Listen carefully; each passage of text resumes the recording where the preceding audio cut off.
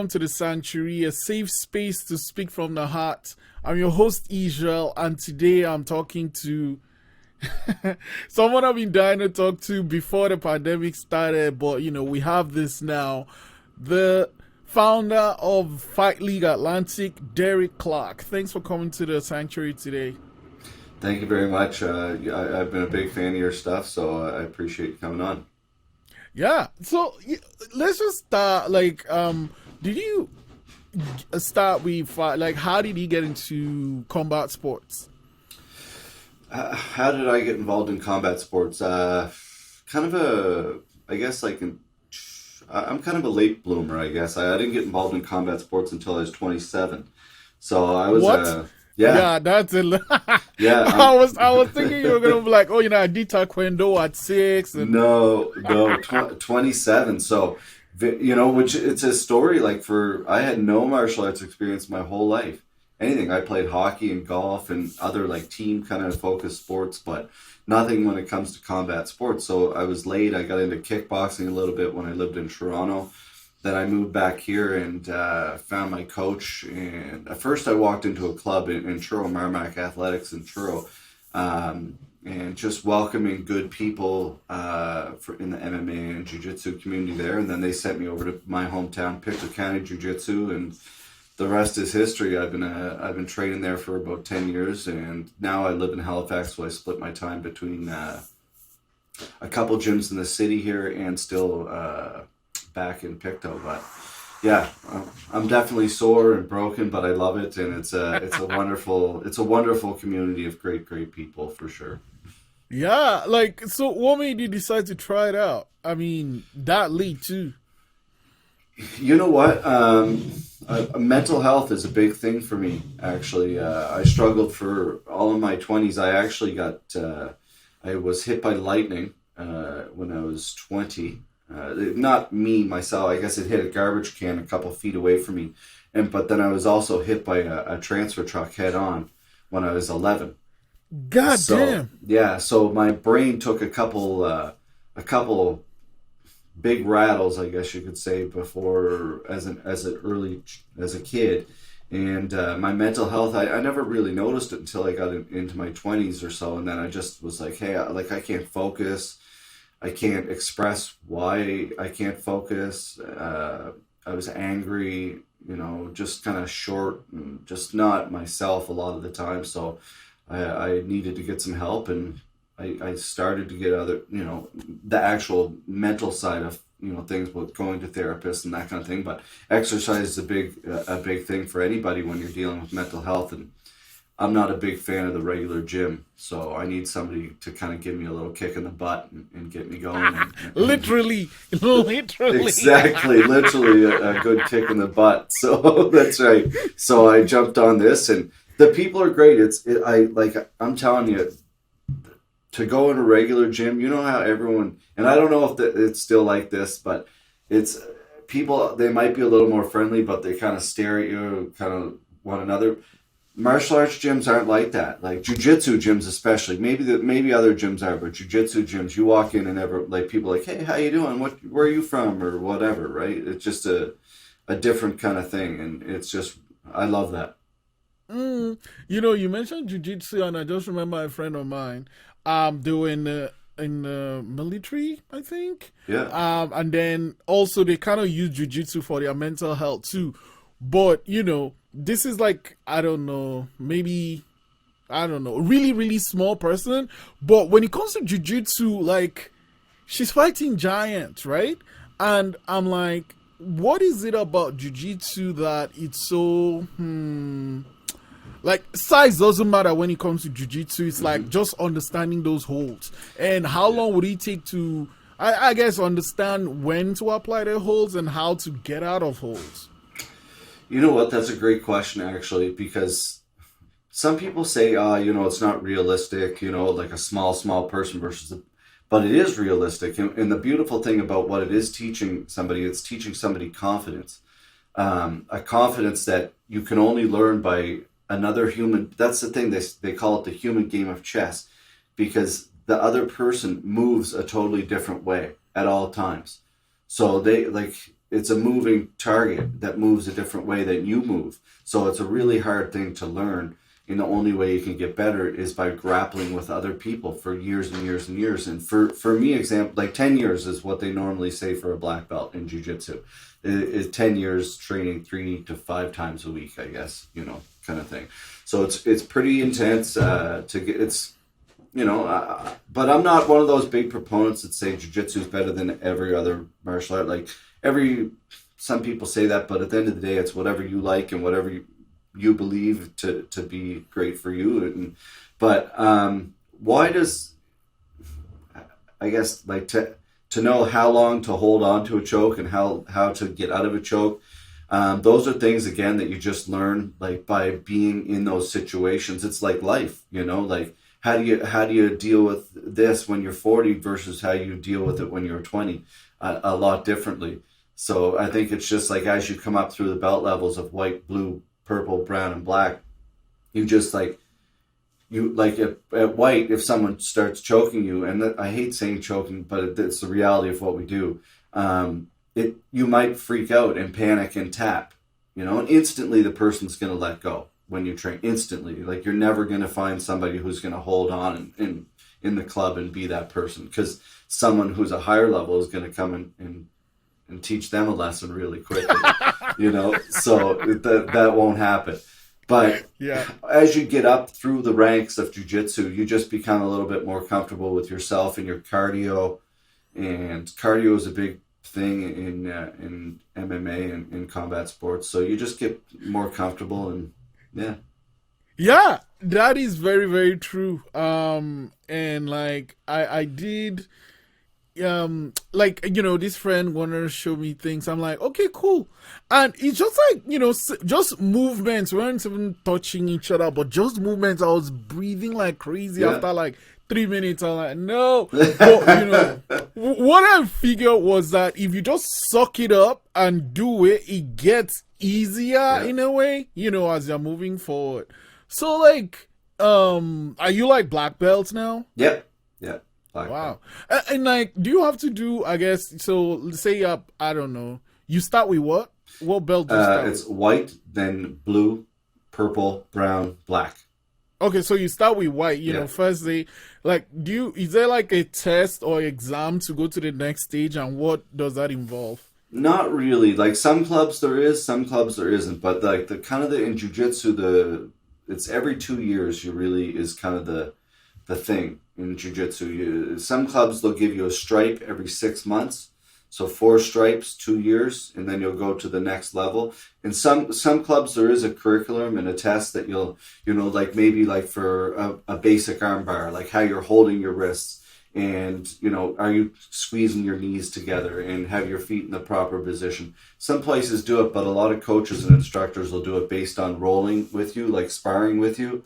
And they can just feel it and know, okay, this person's at this level, and you can feel it. And once you get to like blue, purple, like a high level purple belt, there's not a lot of difference between a high level purple belt and a black belt. Like they're pretty close. So it's the holds, it's like the grips, little quick things like in transitions.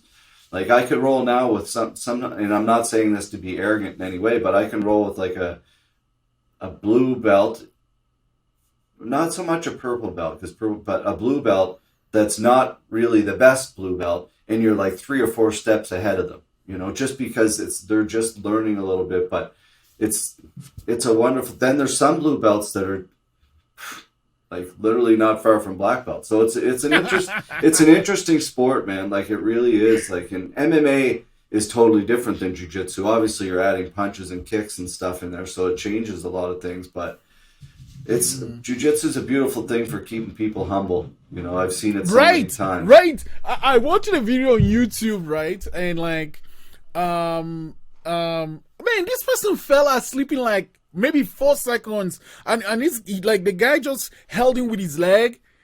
And like he's like tap, he's like tap, and the guy just went to bed. Yeah. It's as if the person holding him knew what he was doing, and it was like tap, and the guy wasn't tapping, and then he just slept. Like yeah, that's the thing. Like when it comes to like I always say this when it comes to the UFC. How many people do you see they stand up and they want to punch one another? They don't mind getting knocked out, but everyone taps because they don't want to go to sleep. And it's the weirdest thing. I don't understand it. Like, you don't mind getting punched in the face or kicked in the head, but you'll tap? Like, what? This makes no sense. So, like, I've been choked out before. I've never choked anybody out unconscious, but that's the beautiful thing about jiu-jitsu is when you can hold somebody and, like, you literally have, like, it's not just the fact that, like, for self-defense, if someone's gonna, if in a one-on-one situation, like, you can hold that person until the police or somebody come that can actually take care of the situation. Because in this day and age, you just, man, people get their phones out. You never know what can happen, right? So the best is to deal with it and have nobody get hurt. And that's the beauty of jiu-jitsu is proper grappling. Like, you can take somebody down and hold them there and to the point. Or if you have to choke them, like, that's the thing. You can choke someone out. Like, I can choke somebody and I can feel their body go limp and then let go. And then I can get up and I can lift their legs up and put the oxygen back into their brain and they wake up and then I run away. You know, the joke in grappling is that's the deal. You know, if anyone wants to fight, you always choke them out, you pull their pants down and you run away. And then they they wake up and they're like, what happened? Because that's the goal, man. You don't want anyone to ever get hurt. That's the idea, right? Yeah. So okay. Well, Derek, you know, it's one thing to actually like do this thing for your mental health, which is great. But you took it like a step further and said, okay, I'm gonna like, you know, do my own UFC thing. Mm-hmm. Like, when did this idea come about? Like, was it scary? I would like to think it's scary. You know what? Like, I'm not the brightest guy. I'm not like, and I don't pretend to be.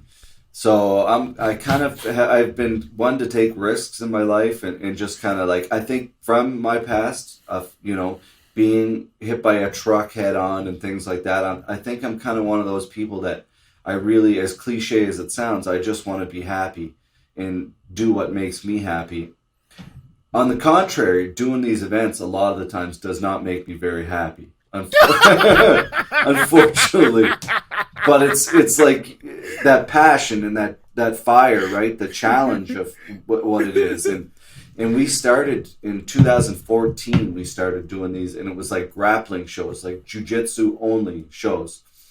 And we were selling them. We were doing very well, like in the circuit, especially in Canada.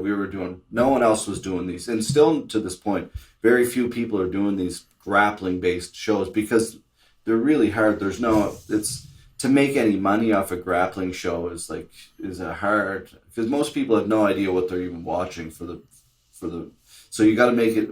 We've came to the final point of like, okay, we have a cage for our MMA shows. Now we can use that for our grappling shows, and which the cage adds a whole element for more excitement, for visual, and people want action. They don't necessarily even care how good you are. They want people who are exciting, you know. And anyway, so I guess we kind of started in doing that, and then we got involved in MMA, and you know, it definitely is scary. Sometimes you look back at the investments that you've put involved in it, where you could like, oh, okay, instead of driving my Ford Focus, I could definitely probably be driving a maybe another car or something instead of the $100,000 that I've invested into combat sports. But it is what it is, man. You know, you've met people like yourself and other people from around the world that you meet in this sport, and it's why you do it. So I love it. Okay, so but what was the process though? You start with the grappling thing, and then do you need to get like any type of licensing and stuff and all that to, you know, get people to fight? Yeah, that's so basically for grappling you don't need anything. Grappling, there's no licensing you need for grappling, but for MMA, anytime anyone's going to punch or strike or kick or anything like that, you need the Nova Scotia Combat Sports Commission involved. So they're the ones right now who they're shut down until June. And June, they said they're going to open back up, but we haven't announced it yet. But if we're going to announce it probably today or tomorrow, that we're delaying until September for our MMA shows, because with what's going on in the province right now, it's just not even worth planning or thinking about it. So, Oh man, you know the thing is, first wave, second wave, we were doing amazing.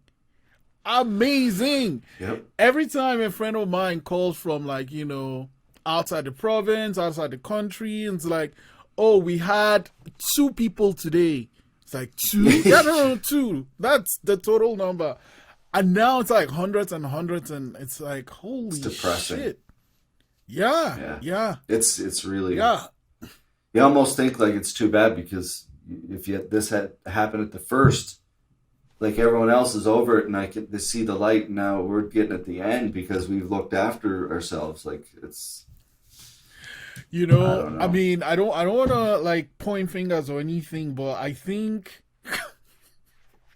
it's a part of me feels bad when I see like a car with a plate that is not in Nova Scotia. I'm like, is it you? Yes, Is it totally, you? totally. I don't, and that's the horrible part, because like they've kind of divided us really in that regard. Like, but I don't know, man, because like you say, oh, you should shut down the airports, but then we all probably know people who are essential workers who work somewhere else. So it's like, do they stop working forever? So it's no matter what you say, you're gonna hurt somebody by this. So I don't know. It's a terrible job. I just, on the other hand, I'm like, we should, one thing, we are testing a lot more now. And like people are like, even asymptom, I don't know how to say it. Like people that don't have signs are testing now and then finding out they do have it. So we are getting more tests now. That might have a reason why the numbers are going up. But again, we are doing the right thing, so hopefully in like a couple of weeks things will open up. But like, let's go before COVID though, right? You start the shows. Do you remember the very first fight league? Like, how do you like the UFC, they just add a number to each one. Mm-hmm. Is that the same thing with the Fight League Atlantic? Yeah, so we've done but again, it's all been grappling shows up until last February was our first Fight League Atlantic. So, who would have ever thought what was going on? We had no idea what COVID even was, really. That was February 8th, 2020. So that was the year that we've been working up for 6 years. We've been building this business to get it to this point to MMA, and that was our first event. And now we've lost every bit of steam, I guess you could say. So, yeah. How was that first event, though? Where was it?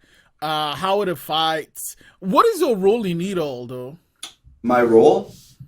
I wish I knew. I don't know. The crazy man at the middle of it all, but it was in Truro at the Rath Eastlink Community Center right on the highway in Truro. A beautiful venue. Yeah. Great staff, great people there. Matt Moore and his staff were really great to us. I'm very happy with that venue. We'll probably be back there in the future.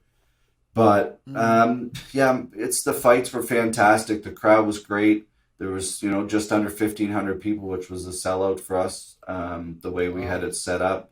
And very happy, very, very welcomed in Truro and people, lots of great sponsors involved. So we were really happy with it. But when it comes to my position and what I do, I guess, so my business partner, John Foster, he's an integral part of it too.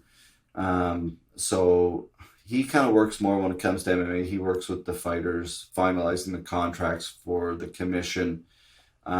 He'd look after, kind of being a middleman for that and working with the commission to ensure they get, because when you're dealing with the commission, there's a lot to it. You have your 2-month meetings, 2-week meetings, 7-day meetings, 48-hour meetings, and there's a ton of... What do those meetings involve?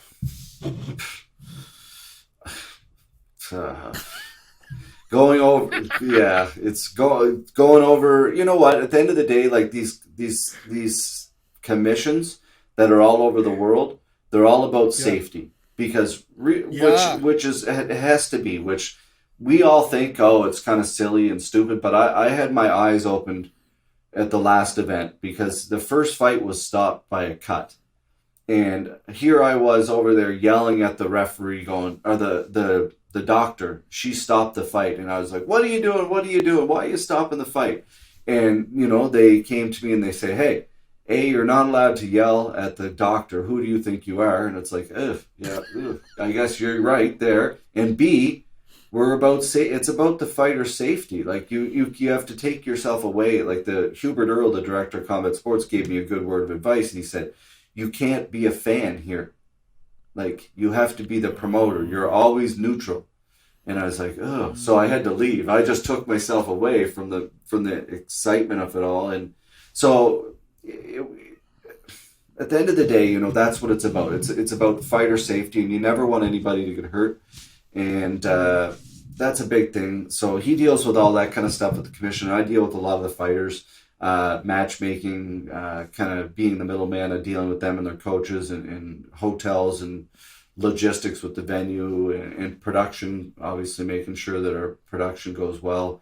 Danny Harvey, who's our director, he'd be in charge of all that. So making sure that our pay-per-view and there's a lot. There's about 27 staff that run the show. Wow. How do you choose the people that are in your staff? You know what?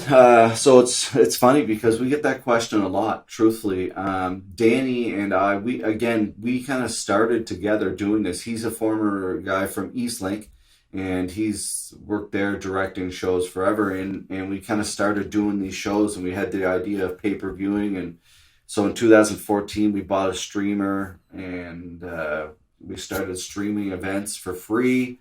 And then we got into pay-per-viewing a little bit. And so it's kind of like who's always been around, I guess, and who's been trustworthy, because that's one thing I struggle with, is letting go and letting outsiders kind of come in the promotion a lot, because every event it's like, hey, I want to help out. And it's like, I don't know how to, like, do you want to help out right now, or do you want to help out forever, or do you want to help out just to get free tickets?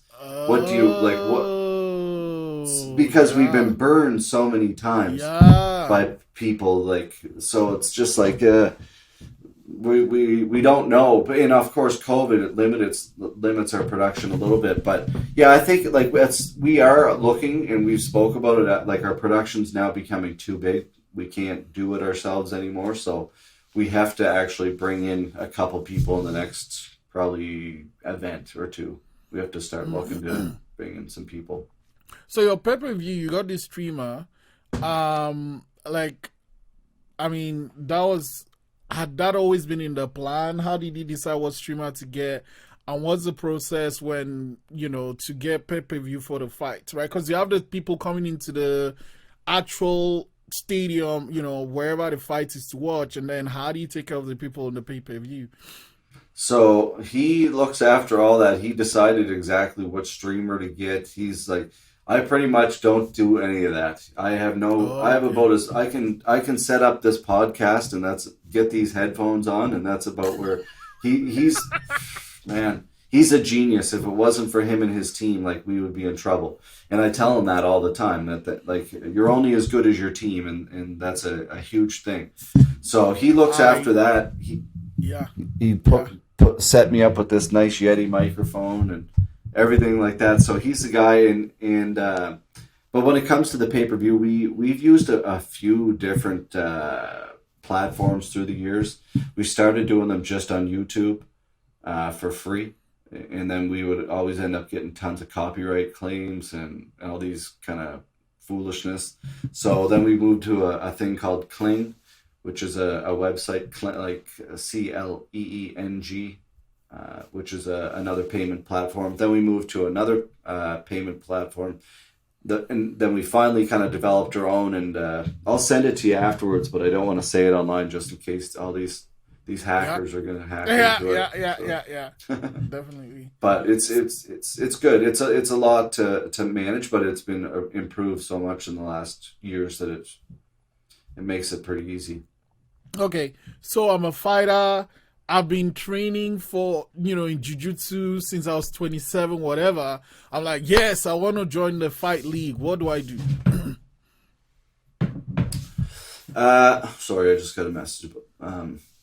if you're looking to fight, so a lot of times we get messages from like everyone who wants to fight, like from random people who have never fought in their life and they're just punching a water bottle like hanging by a rope in their backyard, like just like bro, I want to fight, bro. Like, from them to anybody you can imagine, like to people from all over the world, local people. And a big thing for us is we always want people with at minimum 2 years experience.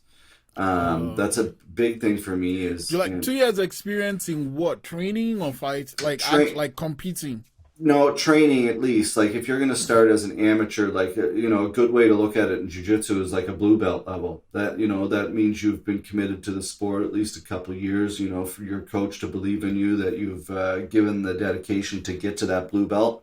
Or if in any other combat sports, if you've trained, for us, a big thing is if you're going to reach out to us, we'd assume that your coach has given you the blessing, and if not, we're eventually going to ask your coach to be involved anyway. And to give us that blessing, because at the end of the day, the coach should be the one deciding for MMA and any kind of, like, jiu-jitsu is a little bit different. Sometimes a lot of people just kind of compete on their own in jiu-jitsu because it's like a tournament, you can compete on your own. But MMA or any of that stuff, a coach should definitely be involved, and they can reach out to us directly or on our website, fightleagueatlantic.com. They can register right on, and it automatically puts them in a weight class and Nice. sets them up. But right now we're about 380 fighters on the register, so we Holy still shit! haven't been able How to many put fights in an event? there's about anywhere from 12 to 14 on our card. Yeah, so that means that some people that will not ever be on the thing. No, for sure. Like that's like 80 to 100 fighters a year, at the most. And some fighters will fight a couple times a year. So that's based on, like, a lot of promotions will come out and they'll sign people, like they'll sign somebody to 3 or 4 fights. Like we're never going to probably do that until, we're still new into this game when it comes to the MMA game, and we haven't been able to put on full cards yet, where it's like, a full card of pro fights. Once we can put on full cards of pro fights and we can get fighters fighting for a belt, but we're in this for a good another 10 to 20 events, so we're certainly not planning to go anywhere anytime soon. Yeah, it's a good thing you mentioned the belts. Who decides that? Is it like Fight League, or is it like the combat or whatever, the combat commission? Like, yeah. No, it's us. It's us. Oh, okay. Yeah, we decide who fights who, who's the rankings. And then the rankings is really just win-losses, right? That's it. Yep. The thing is that what a commission really is, like a commission, essentially what it is, it's the government. Essentially, it's a government entity basically ensuring that if you're insured, pretty much. Like, it's because you're never going to get insurance by any insurance company for two people to go fight in a cage. Like, it's just, oh yeah, I'll insure that. No, they won't. So that's the thing. That's what these commissions and combat sports commissions are for, to hold everybody liable, and they take the responsibility for the most part. And but that's why it's done their way, which at the end of the day, man, that's what it's about, safety. So yeah, safety, definitely. Tell me this though, like with when it comes to fighters, right, especially in, say, in the UFC, is most of those things they do just for show? Like, especially when they're preparing for an event, like, all that build up on Twitter and Instagram, when they are doing the signing, all that thing is just for show, right? Like, they don't hate each other that much.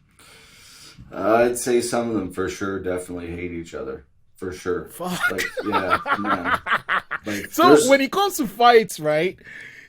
Which ones are more interesting? The one you can tell that these two guys cannot stand each other, or like, people that just want to fight for a paycheck? You know what? To me, it doesn't matter. Because at the end of the day, you're going to fight. So It does, like you can have all like you see the guys talk. What I do find entertaining though, I find super entertaining is when guys or girls talk when they're fighting, when they talk to one another. So there's been all that animosity leading up. If there's all that animosity leading up, and you stop talking when you're fighting, then that wasn't you. But if you're still talking while you're fighting, then like a Diaz brother, he'll still talk. Or Connor kind of did that a little bit, but I'm a big fan of the respect. I really like a martial artist, I guess, versus a fighter. But yeah, I'm not the best promoter when it comes to like I should be like other promoters, and it's like, you guys should hate one another and blah blah blah. But I'm a big fan of be respectful and think of the future generations and try to lead by example, because that's what it's about. At the end of the day, like we're here. We're just renting. We're here for a short time. So at the end of the day, man, leave your mark in a positive way and lead by example. So that's a big thing for me. And I like fighters that do that kind of thing. So I don't know. It's a good question. Yeah, no, I like that. We're all here on rent. I'm going to steal that one. I like that. Yeah. And it's true too. Tell me though, lately we are having these things where like people that do MMA are getting to boxing matches with people from YouTube and all. Like, what are your thoughts on this stuff? Yeah, you're shaking your head. Yes, I'm pretty disgusted with it all, to be honest. Like Ben, I can understand Ben doing it. Like he got paid $500,000 and plus pay-per-view, so he probably walked away with close to $1 million, which is a good payday for anybody. But everybody's falling right into the trap. Quote me now. You will see one of these events in Canada, and you'll probably see one in Nova Scotia.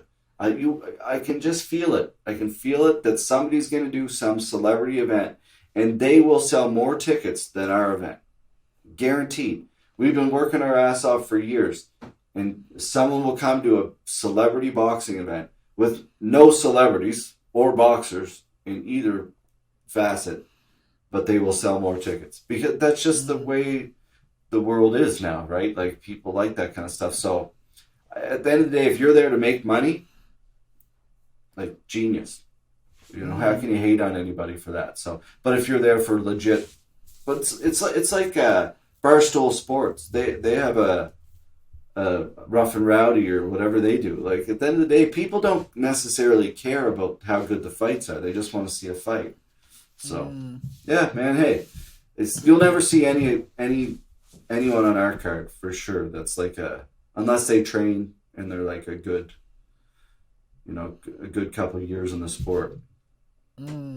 Yeah, because it's kind of like I don't know, someone that just started flying toy planes saying it's gonna go dog fight with like someone in the Air Force or something. Like, come on, it's super disrespectful to MMA, because you notice it never comes to MMA. It's always boxing. It's like, well, man, if you want to really like test yourself, come to MMA. Like, this is ridiculous. I don't understand. Like what? Like I don't even understand why it's a conversation, really. But there's that you get the people with the ego, right? And I'm not one of those people. Like I don't want to go in and get punched in the face, so I'll leave it to everybody else to go and test themselves against. And Jake Paul, good for him. Like good for him. Like right. The kid looks real. Like he's certainly in good shape, and he looks like when he's throwing punches, he doesn't look bad. So he's got more balls than I got. So who am I to hate on the guy, right? So that's a lot of pressure. Yeah. Talking about that, I'm thinking like, is there a type of mindset for someone that steps in the ring for MMA? Mm-hmm. And if there is, what do you think it is? You know what? It's funny how many fighters you deal with. I'm like, I've asked people like straight up. I'm like, are you ever scared? Like high level local people. I'm like, are you scared before? Are you scared after? No one's ever really scared. They're always scared of losing. It's always scared of losing. No one cares about getting knocked out. No one cares about getting hurt. They're scared of losing. So that obviously tells me it's a competitive, like that ego, that fire, that burning inside, right? Like that I don't have. I'm like, oh no, you go ahead. I don't care. You can have the trophy, Oh, man. man. I remember, like, I was talking to Chelsea about this the other day. I was talking about, like, when I used to play hockey, if like I would have like a nice shot in the goalie and I should have scored and he'd save it, and I'd go up and tap on the pads. I'd be like, nice save. But, you know, but I should have been mad at myself and, like, you know, but here I am, nice save. You know, it's just like some people just got that fire, right? And they just want to win at all costs, and good for them. I think that's what you need. I really believe that. Like, if you're you see these people at the highest level, women especially too, right now, like you see it, like, man, like they want what they want and they're getting it, you know. And what I really love about the UFC, which a lot of people don't talk about it, is the UFC has a full women's league, like a full roster of women fighting all year long, getting paid all year, and they don't get enough credit for that, I will say. Because you look at, like, hockey, who recently canceled the women's, like, you know, they're not getting to compete. These women in the UFC or other organizations have been competing, you know, for years now. So that's just my two cents on that. Okay, yeah. I mean, I know you have a couple of things to take care of, so I'm going to let you go. But I have this one question for you, though. You know, we do the right things, you know, people get vaccinated, etc. Anyway, life opens up in some form at some point. What are some of the plans you have for Fight League Atlantic? So, great question. So our first plan is to get back doing 2 events this fall. Is the plan here in Nova Scotia. We'd like to expand into a couple other parts of the province in Nova Scotia before expanding throughout the Maritimes. So we have plans to do by next year, if all goes well, by the end of 2022, we look to be in New Brunswick by the end of the year, and then eventually into Newfoundland. So with all 3 of those provinces going, hopefully by the end of 2023, 2024, something like that. So our plan is to do 4 MMA events a year once we can get back to normal here, and 4 events a year, and then 2 grappling events. So 6 events per year. Keeping it going. That's a lot, man. Derek, thank you so much for your time and for making me laugh so much. Like, I keep thinking, a friend of mine says, oh, come to jiu-jitsu class. I keep thinking I'll do it, but it's also really scary because they don't mess around. Like, where at? You know, like other things, you cannot do stuff, but like with jiu-jitsu, you actually have to get on the mat and do stuff. And like, you know, and I think a part of me, it's always like, I mean, I know we are training and stuff, but like a part of me is going to be like, no, you're not supposed to do that. Like, no, you know. Man, you know what? I mess around a lot. Like my ADHD is out of control. So half the time I'm not the best. So I know what you're saying, but most times, like, it's quiet.